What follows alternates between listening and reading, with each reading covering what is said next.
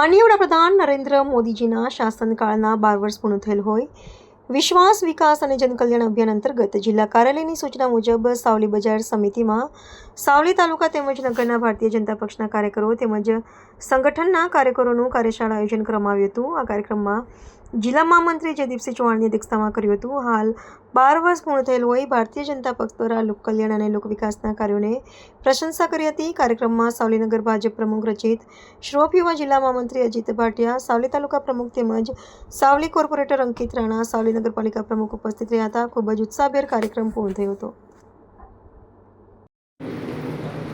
આજે સાવલી તાલુકા અને નગરની ભારતીય જનતા પાર્ટીના પદાધિકારીઓ તેમજ ચૂંટાયેલા સભ્યોની કાર્યશાળાનું આયોજન કરવામાં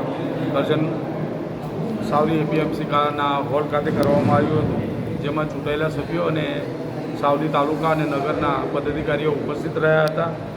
જ્યારે આપણા દેશના વડાપ્રધાન અને આપણા ગુજરાતના પ્રણવતા પુત્ર એવા નરેન્દ્રભાઈ મોદી સાહેબના સુશાસનને અવિરત 12 વર્ષ વિશ્વાસ વિકાસ અને જનકલ્યાણના થયા હોય ત્યારે આ 5મી જૂનથી 21મી જૂન સુધી સેવાકીય કાર્યક્રમો ભારતીય જનતા પાર્ટી દ્વારા કરવામાં આવનાર છે।